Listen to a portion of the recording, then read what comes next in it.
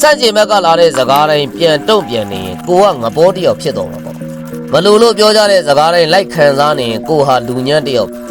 ဝင်ခံသလိုဖြစ်တော့မှာပေါ့ညောက်ပင်းတဲ့စကားတွေတိုင်းလိုက်သားရနေရင်အည်ချင်းမရှိတဲ့သူဖြစ်သွားမှာပေါ့သွေးထိုးတဲ့စကားတိုင်းလိုက်ယုံနေရင်ကိုရဲ့တန်ဖို့ကိုမသိသူဖြစ်သွားလိမ့်လူဆိုတာကိုသမိုင်းကိုရည်ရမှာဖြစ်တယ်လို့ကိုဘဝကိုကိုယ်တိုင်သိချေတာပဲကောင်းပါတယ်ကိုထမင်းကိုစားပြီးကိုအလုပ်ကိုဒီဇိုင်းမမက်လုပ်မယ်မာတော်ရှိမှန်တော်ရှိကိုယ်တိုင်ခံယူတတ်တာအမှန်ဆုံးသောနေထိုင်မှုလူတွေဆိုတာမလို့တမလို့တကားဆိုသလိုပဲကောင်းကျင်လဲသူတို့ပဲမကောင်းကျင်လဲသူတို့နှုတ်တယ်ဖန်တီးတတ်ကြတာတဘာဝပဲကိုဘဝနဲ့ဆိုင်တဲ့အကြောင်းတွေမှန်သမျှသူတစ်ပါးတွေကိုဝင်မပါစီပဲနဲ့ကိုစိတ်နဲ့ကိုရှင်းတန်နေရတာတွေ့ဝေမှုတွေလည်းမရှိဘူးလွတ်လပ်ပေါ်ပါတယ်ကိုအားကိုကိုပြီးကိုခြေပေါ်ကိုရက်တည်နိုင်မှုအတွက်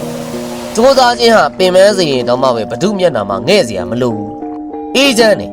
ဒါကြောင့်မလို့ဘသူတွေကနောက်ွယ်မှာဘလို့ပဲပြောကိုလှုပ်ရက်တွေမှန်နေတဲ့၍ပြန်ရှင်းပြဖို့စိတ်မဝင်စားဘူးဘယ်ဘက်နာကကြားရင်လဲညာဘက်နာထုတ်ပြလိုက်ညာဘက်နာကကြားရင်လဲဘယ်ဘက်နာကနေထုတ်ပြလိုက်ကိုမသိအောင်နောက်ွယ်ကဘယ်ပုံစံတွေပဲတိုက်ခိုက်ကြပါစေ